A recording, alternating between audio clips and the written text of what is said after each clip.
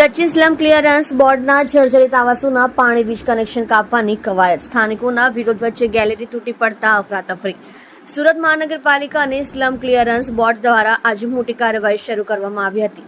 સચિન કંસાર વિસ્તારની અંદર જેટલા પણ જર્જરિત ગુજરાત હાઉસિંગ બોર્ડના આવાસો છે ત્યાં આગળ મોટે પાયે કામગીરી શરૂ કરવામાં આવી હતી.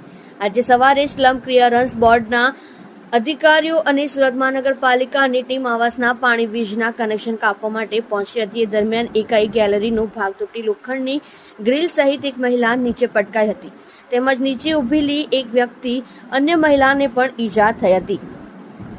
ગેલેરી તૂટી પડતા બે મહિલા ઈજાગ્રસ્ત. સચિન કંસાર વિસ્તારમાં સ્લમ ક્લિયરન્સ બોર્ડ, ડીજીવીસીએલ અને મહાનગરપાલિકાની ટીમ વીજ કનેક્શન અને પાણી પુરવઠો કાપવા માટે પહોંચી હતી. એ દરમિયાન લોકોનું ટોળું ખૂબ જ મોટી સંખ્યામાં એકત્રિત થયું હતું અને લોકો વિરોધ કરી રહ્યા હતા. એ દરમિયાન કેટલાક લોકો એક મકાનની ગેલેરીમાં ઊભા હતા ત્યારે અચાનક જ ગેલેરીનો એક ભાગ તૂટી પડતા લોખંડની ગ્રીલ સહિત એક મહિલા ગેલેરીમાંથી નીચે પટકાઈ હતી. જોકે આ દરમિયાન નીચે ઉભેલી અન્ય એક મહિલા પર પડતા તેને પણ ઈજા થઈ હતી. 2000થી વધુ આવાસો જર્જરિત. સ્લમ ક્લિયરન્સ બોર્ડ દ્વારા ગુજરાત હાઉસિંગ બોર્ડના કુલ 171 બ્લોકને નોટિસ પાઠવવામાં આવી છે. આવાસો ખૂબ જ જર્જરિત સ્થિતિમાં હોવાનું માલુમ પડ્યું છે. છેલ્લા ઘણા સમયથી સ્લમ ક્લિયરન્સ બોર્ડ દ્વારા 2000થી વધુ આવાસોની નોટિસ ફટકારવામાં આવી હતી. સચિનના પાલી ગામમાં બનેલી દુર્ઘટના બાદ હવે સરકાર તરફથી પણ સીધો આદેશ થઈ રહ્યો હોવાનું જાણવા મળી રહ્યું છે.